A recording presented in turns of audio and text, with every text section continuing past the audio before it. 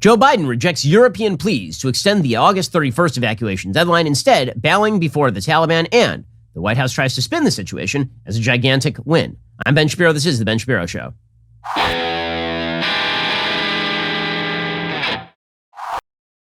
Today's show is sponsored by ExpressVPN. Don't let big tech track what you do. Anonymize your web browsing at expressvpn.com/Ben. We'll get to all the news in just one moment. First, you may have noticed that inflation is just ranging out of control because, of course, it is. That's the way this goes these days. Well, here is the thing. In the recent budget proposal, the White House Budget Office forecast inflation for 2021 at 2.1%. In June, the actual inflation rate was 5.4%. Well, this would be a really good time to think about diversifying your assets and insuring yourself against government-led inflation. Do not stick your head in the sand. Hedge your savings against inflation by diversifying into gold and silver with my friends over at Birch Gold Group. If you haven't reached out to Birch Gold to diversify part of your IRA or 401k into a precious metals IRA, do it today. Text Ben to 474747. Get a free information kit on protecting your savings with gold. I buy my gold from Birch Gold. They have an A+ rating with the Better Business Bureau, countless 5-star reviews, thousands of happy customers. Talk to them, have them help you safeguard your retirement savings. Text Ben to 474747 to claim your free no obligation info kit and to speak with a precious metals expert on holding gold and silver in a tax-sheltered account. Again, text Ben to 474747. Protect your savings today. Ask all your questions, get all your answers, and then think seriously about diversifying into gold and silver with my friends at Birch by texting Ben to 474747. Alrighty, so the latest is that Joe Biden has now resisted pleas from our allies to extend the withdrawal deadline of August 31st. Now remember, it was Joe Biden who originally set that deadline of August 31st. Joe Biden came in, he said August 31st is the day that we are going to get out, and then we can celebrate the end of the Afghanistan war by September 11th. And then the Taliban took him up on that, and they said, okay, well, if you mean August 31st, then August 31st it shall be. And now the Taliban is refusing to move off of that date, despite the fact that they've taken over Kabul and are apparently obstructing efforts to get people out of Kabul.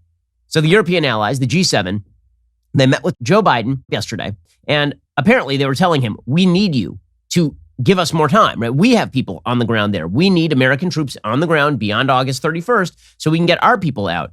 And Joe Biden said no. He said that staying brings, quote, added risk to our troops with increasing threats from ISIS. Well, you know what would have been really nice at this point? If you think about it, what would have been awesome is if, let's say we had, a skeleton crew of like 2,500 troops with Bagram Air Base under our control. And let's say that we had an Afghan National Army capable of beating back the Taliban because they had close air support from the United States as well as civilian contractors on the ground holding the major cities in Afghanistan so that we could work on evacuating people if they wanted to get out. And let's say that we had that 3 months ago.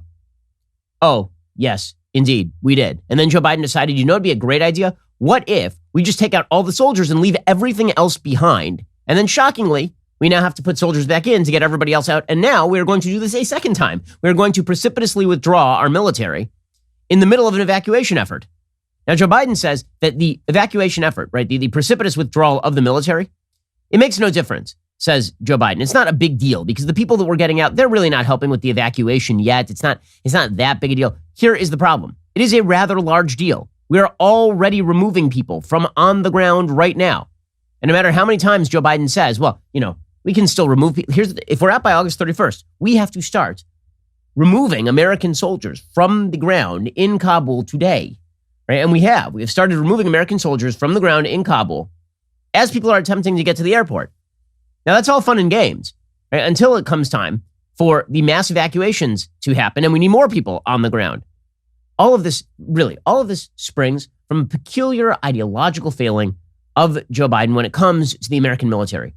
Joe Biden believes that leaving Americans behind in Kabul is less important than getting American soldiers out of Kabul.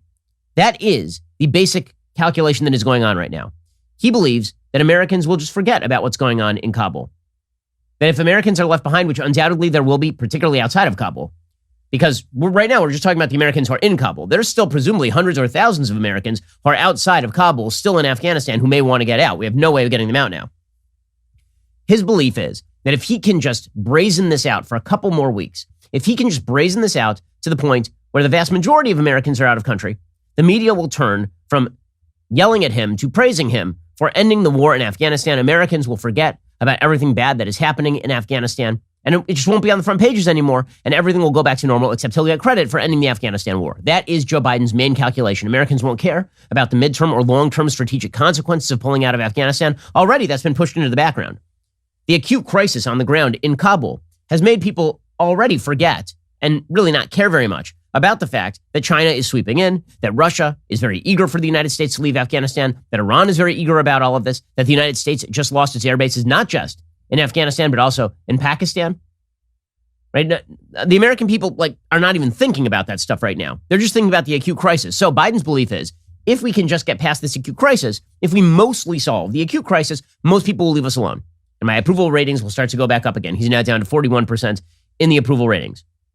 What he can't have, however, in his own political calculation, is attacks on American troops by ISIS. Which is, again, a very bizarre calculation because American soldiers are there to repel attacks from terrorists to protect American citizens. Joe Biden's logic, however, is if we have to leave American citizens there to prevent attacks from ISIS on American troops, we will do that. That is the precise reverse of what the American military exists to do. The American military exists to break things and kill people in defense of Americans. Joe Biden's belief is that Americans should continue to be in danger. American civilians should continue to be in danger so that we can protect American troops. That's not the way any of this works. Civilians are not there to protect the military. The military is there to protect civilians. And if you ask anyone serving in the military, they agree with this.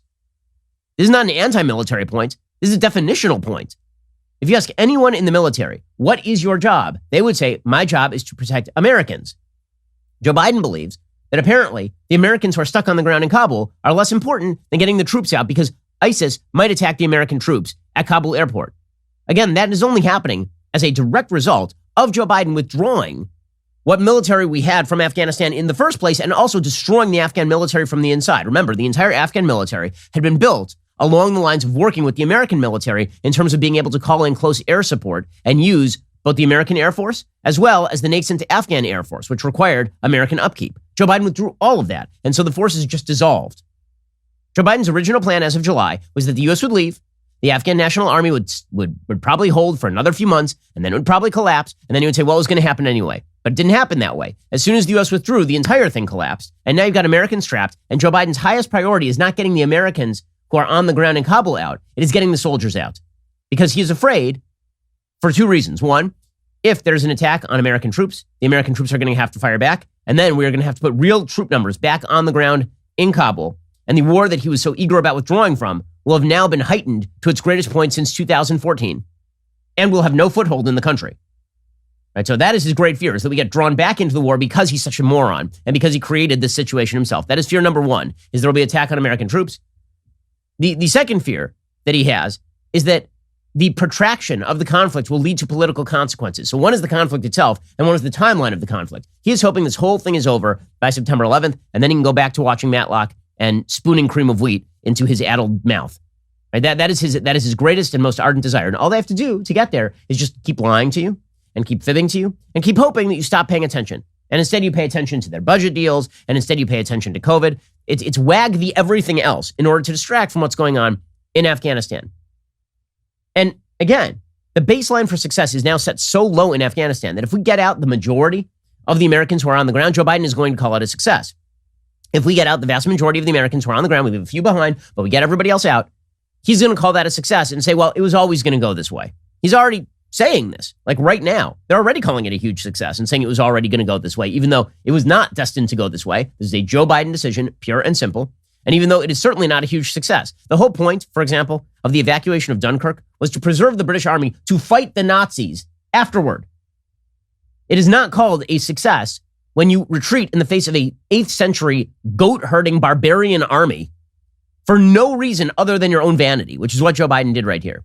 So here's the latest from the New York Times. President Biden said Tuesday the U.S. intended to withdraw completely from Afghanistan at the end of the month, as planned, rebuffing pleas from Britain, France, and other NATO allies to keep troops in Kabul and hastening the end of a frantic evacuation that has become a grim coda to 2 decades of war. Again, even the way the New York Times phrases this, a grim coda to 2 decades of war. The United States had lost 0 troops in combat since February of 2020. The main American effort in the war ended in 2014. All media coverage is directed toward the idea that it was a bare bones necessity for the United States to get out of Afghanistan completely.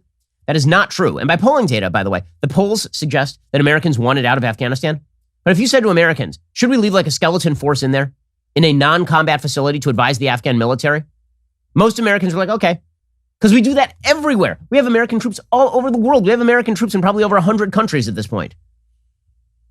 Even as Mr. Biden spoke from the White House, officials said the United States had already begun to reduce its military presence at Hamid Karzai International Airport in Kabul, sending about 300 of the 5,800 Marines and soldiers home in anticipation of the conclusion of their rescue mission within a week.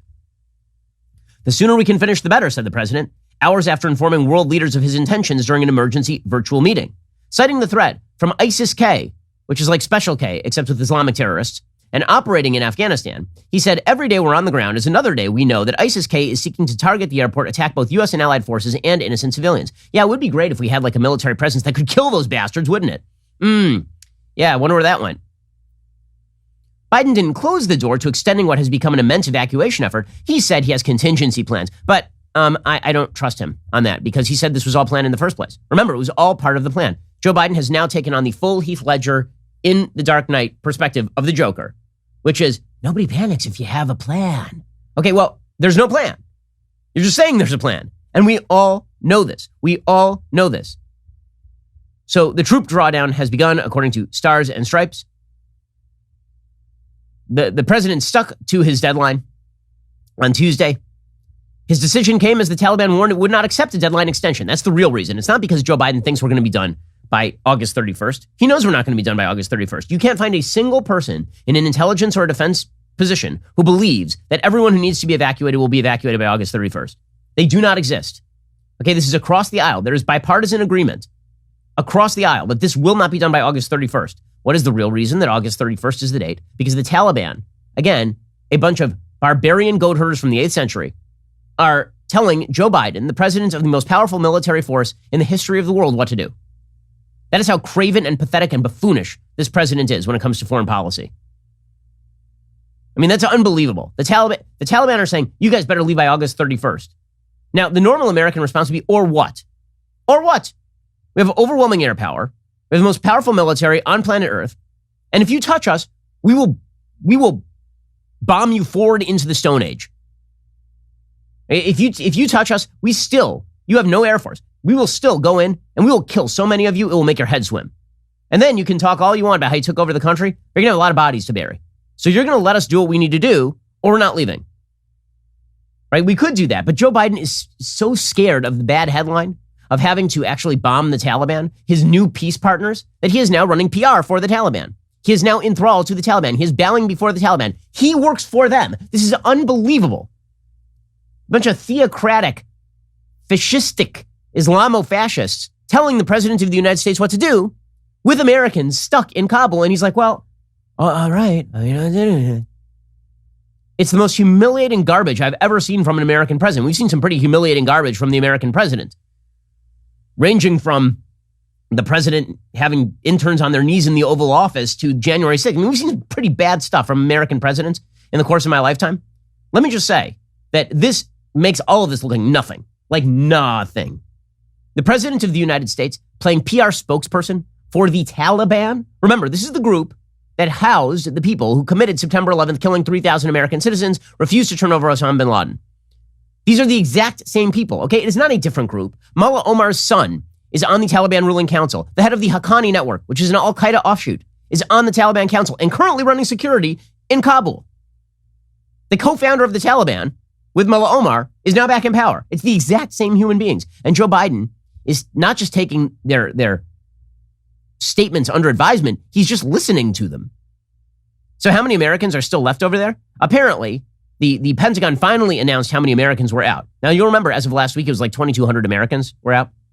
And we kept saying over and over, members of the press, so how many Americans are out? How many Americans are out? People kept asking because the Biden administration was just giving overall evacuation figures, right? They were loading a lot of Afghans onto planes, and then they were saying it's 30,000, 40,000, 50,000, 70,000. And Americans were saying, okay, right, but how many of those are Americans? Because we've been told there are 10 to 15,000 Americans on the ground in Kabul alone. Forget about the rest of the country.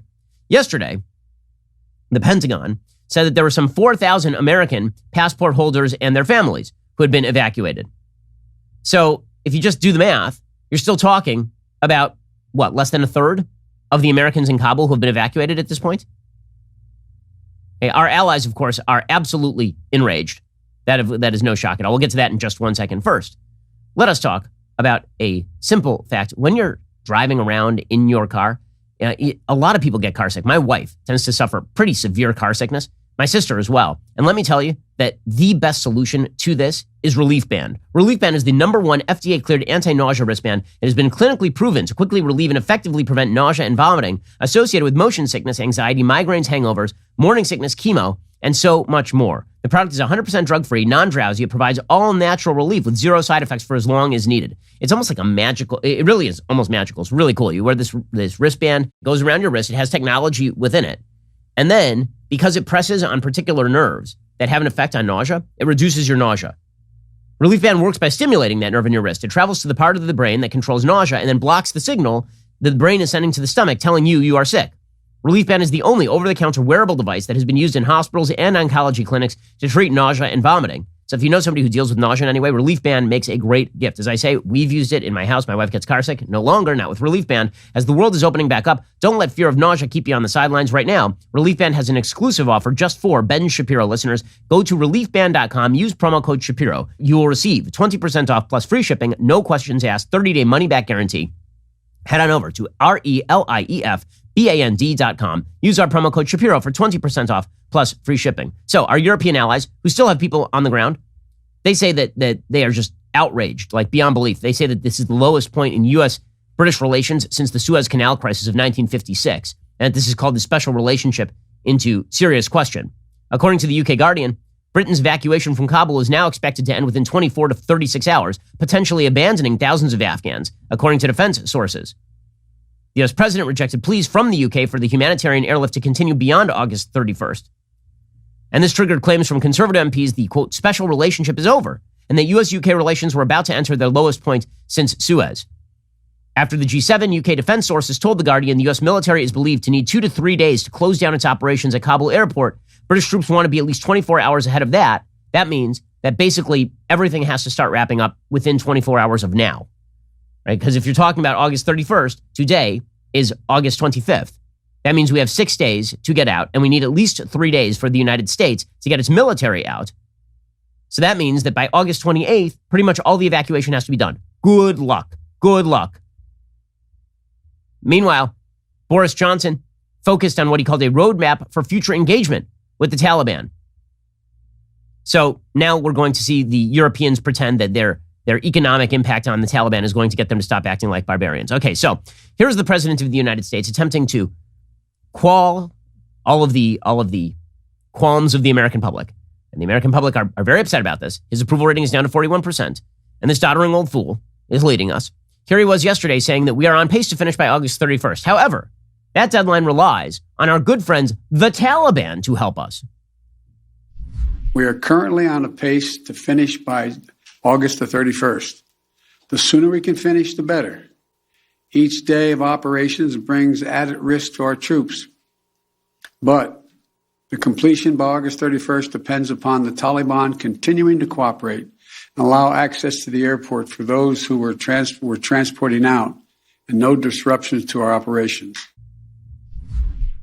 Oh, so it'll go great by August 31st. All it requires is for the Taliban to be our best friends. That's totally going to happen, guys. By the way, there's only one way that actually happens, and that is if we are signing unbelievable, ungodly amounts of money over to the worst force on planet Earth. Now, is that really going to happen? Pretty much everybody says no. There are 2 representatives, Seth Moulton, Democrat of Massachusetts, and Peter Major from Michigan, Republican, and they secretly traveled into Kabul.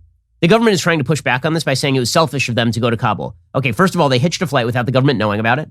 They didn't hitch a flight back until they found a plane that had empty seats on it. Okay, but they released a statement, and this is why the government's really mad. This is why the White House is pissed. Because these 2 congressmen went there to survey the situation on the ground. And here is what they said. As members of Congress, we have a duty to provide oversight on the executive branch. There's no place in the world right now where oversight matters more. We conducted this visit in secret, speaking about it only after our departure to minimize the risk and disruption to the people on the ground, and because we were there to gather information, not to grandstand. We left on a plane with empty seats, seated in crew-only seats to ensure nobody who needed a seat would lose one because of our presence. Washington should be ashamed of the position we put our service members in. These men and women have been run ragged and are still running strong. Their empathy and dedication to duty are truly inspiring. The acts of heroism and selflessness we witnessed at Hamid Karzai International Airport, Make America Proud. We came into this visit wanting, like most veterans, to push the president to extend the August 31st deadline. After talking with the commanders on the ground and seeing the situation here, it is obvious that because we started the evacuation so late, no matter what we do, we will not get everyone out on time, even by September 11th. Forget August 31st, September 11th. Sadly and frustratingly, getting our people out depends on maintaining the current bizarre relationship with the Taliban. Okay, that is according to a member of Congress, a Democrat, Seth Moulton, and a Republican member of Congress, Peter Major. But Joe Biden says, don't worry, we're on pace to finish by August 31st. All we need is the help of the Taliban. Then Biden went on. He said, we're making contingency plans if necessary. Oh, really? How have those gone so far, your contingency plans? I believe him. Here's Joe Biden lying to you. In addition, I've asked the Pentagon and the State Department for contingency plans to adjust the timetable should that become necessary. I'm determined to ensure that we complete our mission, this mission. I'm also mindful of the increasing risks that I've been briefed on, and the need to factor those risks in. They're real and significant challenges that we also have to take into consideration. Okay, then Joe Biden was going to be asked questions by the press. And so Joe Biden now treats the press the same way he treats the Taliban. He runs away from them. This is the very end of his press conference. He makes a 5-minute statement, something like 5 hours late, and then he just runs from the room. This is Biden's back better. You can see his back better as he walks away from the podium, not answering any questions. Thank you. Catch you later. Bye. How many images of the president running away from the press are we going to need to see before people start to realize that this guy's a joke? I mean, like fully a joke. There's all this talk about Donald Trump's bad relations with the press. You think Donald Trump would have been able to get away with it with the press if this disaster had occurred on his watch and then he had run away from the press every single day? Like made a statement and then run headlong from the press? The problem for Republicans is Trump wanted to speak to the press too much. Joe Biden can't help running away from the press. His handlers do not want him out front. He is disquieting. He makes the world worse every time he opens his mouth on matters like this. And that is perfectly obvious to everyone. And he is also lying. Okay, the notion that we're getting everybody out by August 31st is a lie. The White House is already moving the bar. The White House is already admitting that there's no question that we are going to be leaving Afghan allies who we promised help. Joe Biden said last month we were going to get them help. We are going to leave them on the ground, and many of them are going to die. There's no question that's happening. But there's open question right now whether we even get all the Americans out. In fact, pretty much everybody agrees there is no opportunity for us to do so. So, for example, we are now in the bizarre position in which Adam Schiff is telling us more truth than the White House, which is weird because Adam Schiff is terrible. Adam Schiff, the congressman from California, yesterday, he said it's very unlikely we can evacuate everybody by the end of the month. He said this after going to a classified briefing. I think it's possible, but I think it's very unlikely, given the number of Americans who still need to be evacuated, the number of SIVs, the number of others who are members of the Afghan press, civil society leaders, women leaders. It's hard for me to imagine all of that can be accomplished between now and the end of the month. Okay, so that's Adam Schiff. Okay, would you like more Democrats saying the same thing? Here's Representative Tom Malinowski saying this deadline is a mistake. The conditions have changed for the worst in the last 24 hours. The Taliban, because of the mistake, I think, that we made of setting this artificial self-imposed deadline, they've now seized upon it, as you said, and started blocking Afghans at risk from going to the airport. Okay, Representative Andy Kim, another Democrat, he says, yeah, there's no way we're going to finish this on time. This effort is one that has certainly led me to believe that the mission is not something that we can accomplish by the end of this month. And I strongly, urgently urge the president to reconsider his continued aim towards August 31st to be able to get our mission done. We will not be able to get our mission done by that time based off of what I've seen and based off of what we've experienced so far. These are all Democrats. Here's Obama's Department of Homeland Security Secretary, Jay Johnson, saying, yeah, the airport's going to get a lot worse before it gets better. I believe that the situation at the airport is going to get a lot worse before it gets better. This is a country of 38 million people. We've got to deal with the American citizens, those who qualify for special immigrant visas, but then those who will also qualify for refugee status under our laws. And that population could snowball. How bad is the situation over there right now? Pretty damn bad. Richard Engel from NBC News tweeted out, the State Department is in such utter, complete, masterful control of the situation that yesterday they issued a last alert for U.S. citizens to leave Afghanistan or said they were on their own. And then 30 minutes later said, oh yeah, oops. No, we're still here. Oops. I'm sure Americans who are stuck in Afghanistan feel very, I would say, sanguine about their prospects right now. Probably everything is fine. Meanwhile, the New York Times reporting that there are people who are showing up to the airport and then being turned away despite the fact that they have papers. I mean, there's a story from the New York Times that a former CIA officer had helped bring something like 500 translators to the airport, and they were immediately rejected. On Sunday, there was a Matt Zeller, the former CIA officer who you've heard talk on CNN.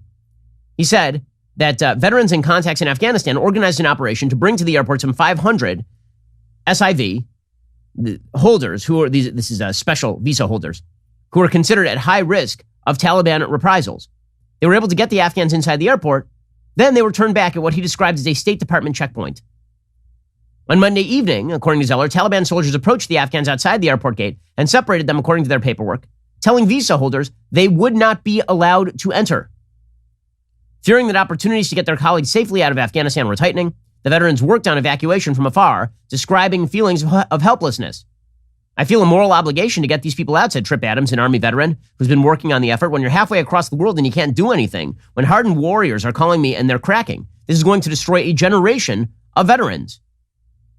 In Kabul, Afghans who worked for the U.S. government and secured special immigrant visas said they had received emails from the State Department asking them to come to the airport, and then they get there, and then they're turned back. It's a complete and utter cluster F. It's a disaster area. Meanwhile, of course, the kinder and gentler Taliban are beating women to death for not cooking.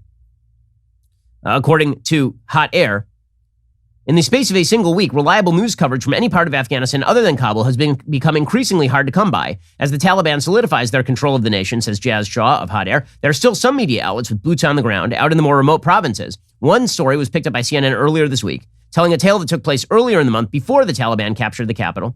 The incident was reported in Faryab province, well to the north. It was one of the earlier provinces the Taliban retook.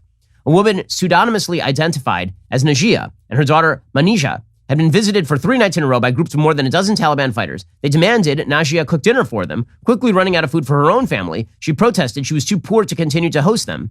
So they beat her to death. Najia's daughter Manisha, 25, knew they were coming. Her mother had told her they'd done the same thing the previous 3 days, demanding she cook food for up to 15 fighters. My mother told them, I'm poor, how can I cook for you, said Manisha. The Taliban started beating her. My mother collapsed. They hit her with their guns, AK-47s. Manisha said she yelled at the fighters to stop. They paused for a moment before they threw a grenade into the next room and fleeing as the flames spread. The mother of 4 died from the beating.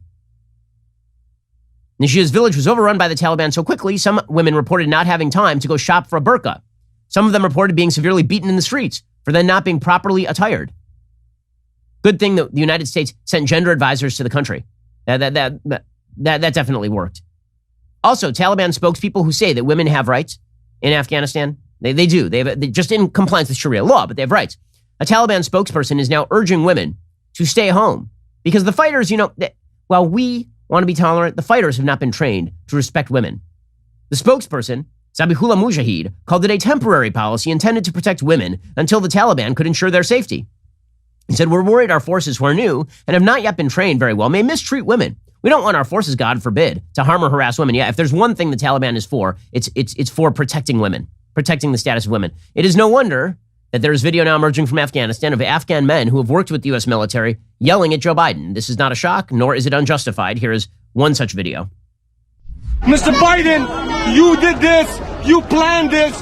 You made the deal with the Taliban. This is the consequences of it. This is the repercussions of it. Mr. Biden, it's your ill calculation. You were against Trump. Now we are against you.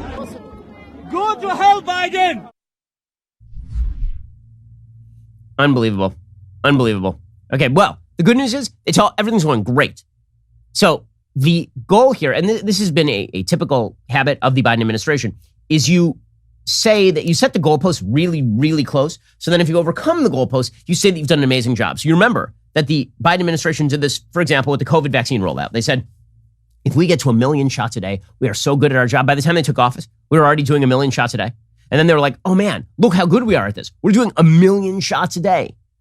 So they do this sort of stuff routinely, where they set the bar really, really low, like so low that Michael Moore could jump it easily, right? It's like the lowest bar in the entire world.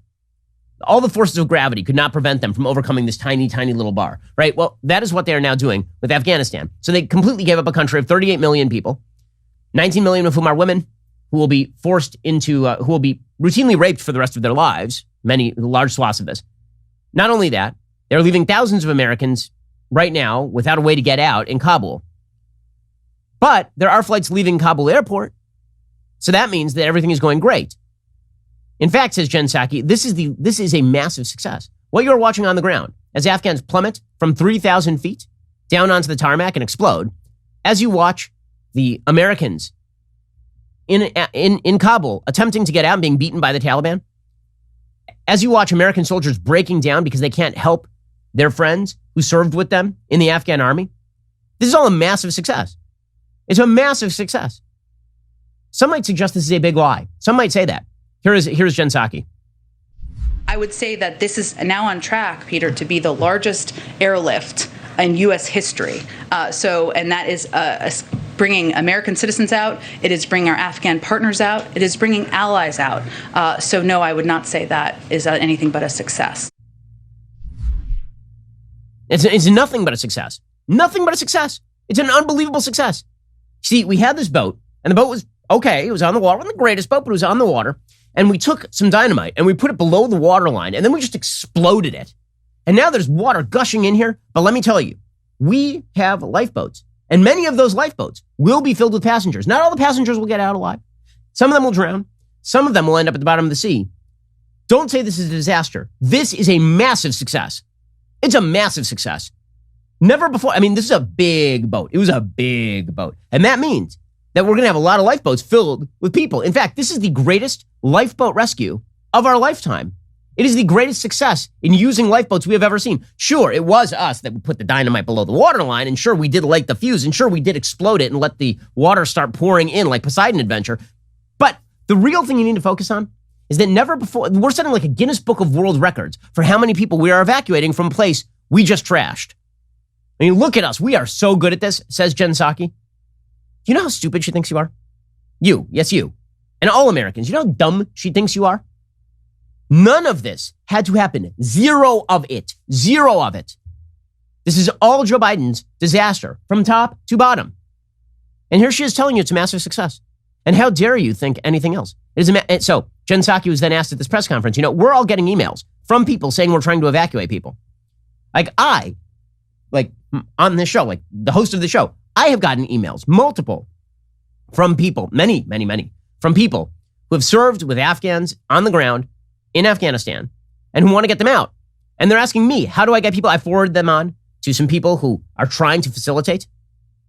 And I'm like 3 steps removed from the people who served on the ground in Afghanistan. I didn't serve in the Army. I'm not an officer in the Army. I don't work for the State Department. I don't work for the government. And I'm getting emails. And I'm forwarding them on to people who once served in the military or know people who served in the military. And those people in the military are then trying to get that to the State Department. They're trying to work with NGOs. It's a disaster area. Okay? Well, Jen Psaki was asked about this. Her answer is, shall we say, less than satisfying. This is a 24/7 operation.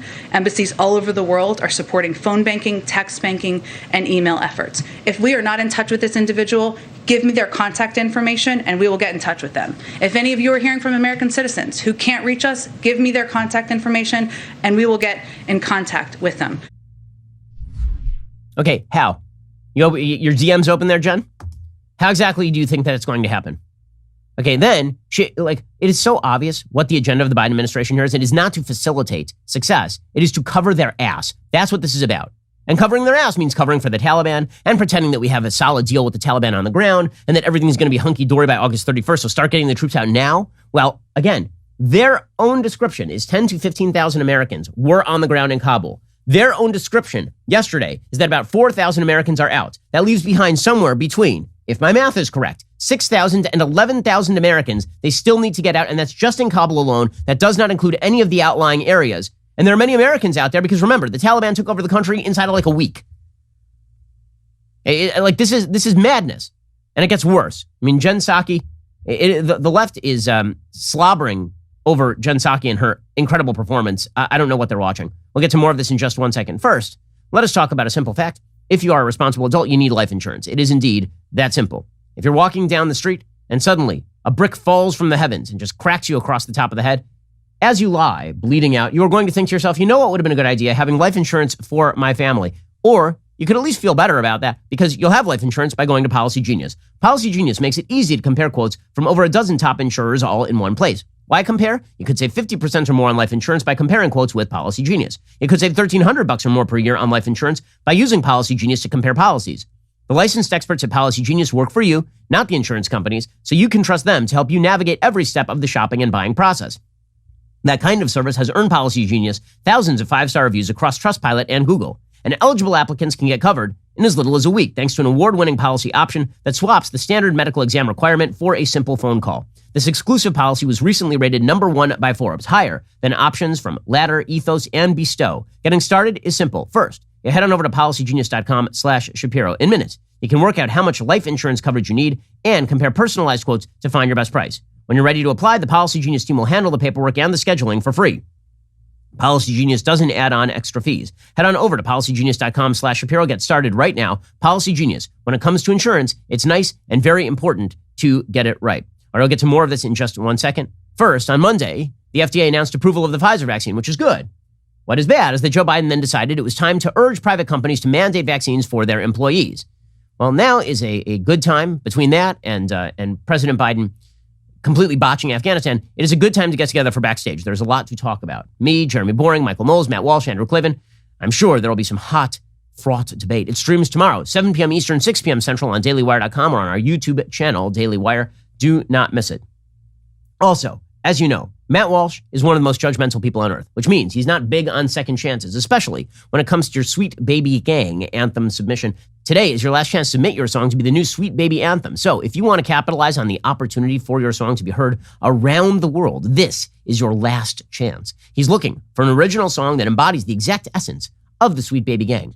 All submissions should be in the form of YouTube video links and will be judged American Idol style by me and other Daily Wire hosts. But you, the viewer, you will be voting on which song wins. To enter, go to dailywire.com/SBG. Submissions end today, August 25th at midnight. So if you think you've got what it takes to impress Matt, your time is running out. Voting will take place on Labor Day. Tune in to the Matt Walsh YouTube channel to watch the judging of the submissions. The winner will be announced September 8th on the Matt Walsh Show and will wear the crown of the creator of the most important anthem to ever be anthemed again.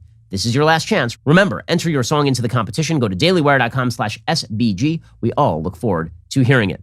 Also, we have a really big announcement to share with you today. Deadline Hollywood just released the details and an exclusive photo of the Daily Wire's first original film. It's called Shut In. It's directed by DJ Caruso, executive produced by Daily Wire co-founders, production on the thriller, wrapped this weekend. It's going to be available to you, Daily Wire members, beginning in January 2022. So that will be the next movie from Daily Wire. Right, so we had Run, Hide, Fight. Now we have one called Shut In. It's excellent. It's really, really good. It's a tense thriller. The film is centered around a young single mother who's barricaded inside a pantry by her violent ex-boyfriend, using nothing but her voice to guide her two small children to escape escalating danger. It's intense, it's suspenseful, and it has the values you're looking for. The trailer for Shut In will be out soon.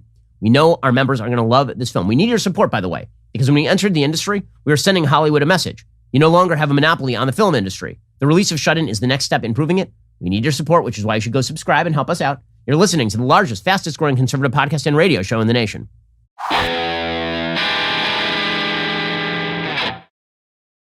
So again, the goal of the Biden administration is to just obscure what is happening in Afghanistan long enough for us to leave, and then they hope that you forget about everything that just happened. We've had some tens of thousands of Afghans who've been evacuated. We still have thousands of Americans on the ground in Kabul, which raises the question, why aren't those Americans the first ones out? I want the Afghans out too. We made promises to those people. Those people spent 20 years fighting wars in cahoots with the United States. They put their lives on the line for American interests because, yes, we have interests in Afghanistan against terrorism, which we're now going to pretend we don't have for the sake of a dumb talking point. But if you're going to evacuate people and you're the American government, the first people you should be evacuating are American citizens. So where are they? Why can't we get them out? Why weren't they the first people out? The reason the Pentagon has been spending days obscuring how many people were Americans on those flights is because the number is really low. Again, a week ago, we had 2,200 Americans out. Today, we have 4,000 Americans out. We've been flying 10,000 people out a day, 20,000 people out a day. Why aren't more Americans out? What are the obstacles? Why isn't this administration being honest with us? Well, Jen Psaki has one goal and one goal only, and that is to prevent people from using the word stranded. So once again, Jen Psaki and Peter Doocy went over it, again, whether Americans are in fact stranded in Kabul. What do you say to the American citizen in Kabul that Fox spoke to this morning? Her name is, she's going by Fatima. She says, we are stranded at home for 4 days, 3 days. We didn't hear anything from anywhere, and they're saying to go to the airport, but we're not being given clear guidance. Our emails are getting ignored. Say no Americans are stranded. This is someone in Kabul who says, I am stranded. So is there a better word for somebody who can't leave the house to get to the airport because Jake Sullivan says ISIS is outside the airport? What if I would welcome you providing their phone number, and we will reach out to them today.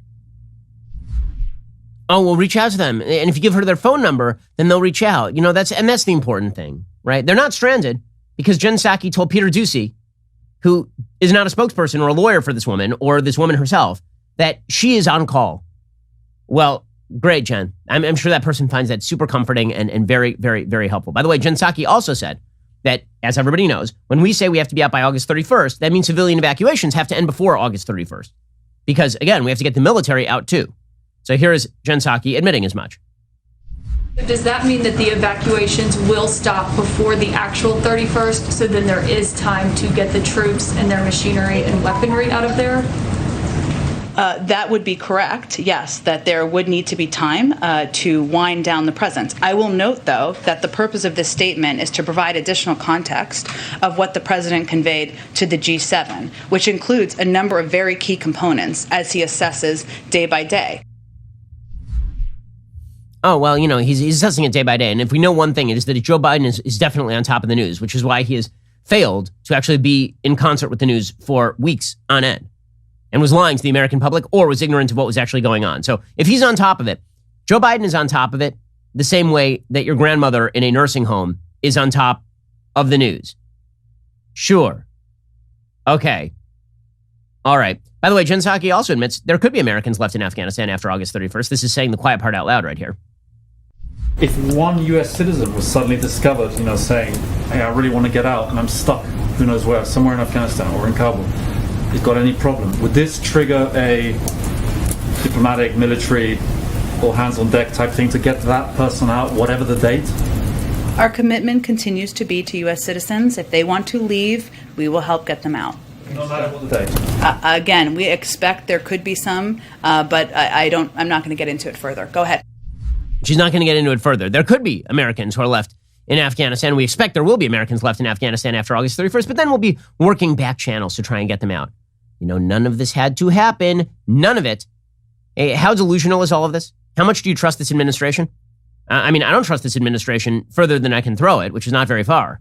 The Taliban have said, we are not allowing people to get to the airport. Right? The Taliban spokesperson, in fact, came out and said, we are not going to allow Afghans any longer to exit the country. They said, quote, change your policy. Please don't encourage our friends to leave. Don't encourage our engineers, our doctors, our military. We need them. We are not in favor of allowing Afghans to leave. So the Taliban is closing the doors on Afghans trying to get out because they are either going to conscript them into the Taliban or they're going to murder them. But the good news is Jen Psaki says, well, we expect the Taliban to let them leave. Here's Jen Psaki. We've seen over the past 9 days, a rush of people attempt to come to the airport. We certainly understand that, but that also creates a security risk and one that we have great concern about. So to be clear, individuals who are eligible for special immigrant visas or others who we are helping facilitate their evacuation and their departure, we are in touch with them or working to be in touch with them about how and when to come to the airport, as well as American citizens, as you well know, and we expect that they will be able to reach the airport. Oh, we expect that they'll be, well, and it's not like the Taliban's in control of security, lady, which we all know. So Politico, even Politico's like, this is gaslighting. Politico has an entire piece today titled The Definition of Gaslighting. As chaos unfolds at Kabul airport, Biden team projects calm. I don't think the president's rhetoric matches the conditions on the ground, one former State Department official said. Tens of thousands of Afghans awaiting U.S. visas and thousands of American citizens are still stuck in Kabul, unable to find safe passage through frantic crowds, Taliban checkpoints, and Afghan guards stationed outside the airport. Gunfire erupted outside of the north gate of Hamid Karzai International Airport on Monday, killing a number of Afghan security forces. American officials have repeatedly had to close the gates for extended periods, leaving guards to turn away even U.S. passport holders. Multiple sources point to deteriorating conditions inside the airport, including lack of power and sanitation. Tension has emerged between American troops on the ground and State Department officials trying to extract U.S. citizens and Afghan allies. Meanwhile, the West Wing is looking increasingly disconnected from reality as the Biden White House strives to project a sense of calm competence, even as the Taliban tightens their grip on Afghanistan. If you look at what we're doing now and evacuating thousands of people every day, it has been a tremendous piece of work, said Defense Secretary Lloyd Austin on Sunday. While the evacuation has significantly ramped up in recent days, says Politico, the reality on the ground belies the narrative the situation is under control. The scenes around Kabul airport have been marked by violence, disorganization, bureaucratic infighting, and delays, according to video and text exchanges viewed by Politico. The result is an administration that appears increasingly out of touch as reports from Kabul continue to reflect a chaotic evacuation. I don't think the president's rhetoric matches the conditions on the ground, says Jenna Ben-Yehuda, a 12-year veteran of the Bush and Obama State Department and president of the Truman Center, which is trying to evacuate Afghan allies. They keep saying this was inevitable. There was absolutely a way to avoid this. If that's not the definition of gaslighting, I don't know what is, said Chris Purdy, project manager of Veterans for American Ideals at Human Rights First. In order to speed the evacuation effort, defense officials in recent days proposed retaking Bagram Air Base. Using Bagram as an additional location for flights out of the country would help ease the backlog at Kabul. But the proposal was nixed because the White House and some Pentagon officials worried it would require deploying a large number of additional forces and could spark a conflict with the Taliban. It was discussed, but was not a good option, said one senior defense official. Bagram would have been an airborne assault, just a huge operation. Would have looked like a re-invasion. You can't look like a re-invasion, guys. I mean, we're busy surrendering here. I don't know what you guys are doing, but we're surrendering around here. And if our surrender gets in the way of Americans leaving successfully, well, surrender was really important because Joe Biden wanted to go to sleep at night knowing he had surrendered in Afghanistan. And he goes to sleep at like 6:30 at night. So we had to get out of there right quick. The Pentagon has acknowledged conducting only limited rescue operations within the city to bring Americans into the airport. But officials are running up against that August 31st deadline. And I don't think I've seen it characterized better than Richard Engel of NBC News did last night on NBC News. Here he was. This war used to be called Operation Enduring Freedom.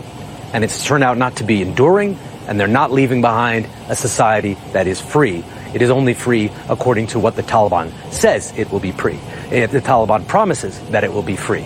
So you could also look at this as a tremendously humiliating moment of American humiliation, right. Forced to leave on the Taliban's clock and with the Taliban's good graces. That is correct. And that is Joe Biden's decision.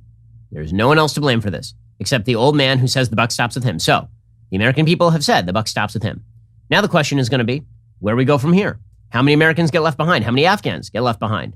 And will the American people continue to pressure the Biden administration to do the right thing and get people out? Or are they just going to forget about it the way that Joe Biden seems to think you will? Maybe he's just projecting his own short-term memory loss onto the American people.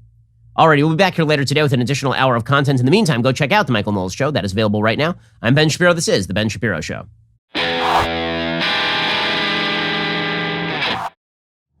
The Ben Shapiro Show is produced by Elliot Feld. Executive producer, Jeremy Boring. Our supervising producer is Mathis Glover. Production manager, Pavel Wydowski. Associate producer, Bradford Carrington. Host producer, Justin Barber. The show is edited by Adam Sayevitz. Audio is mixed by Mike Coromina.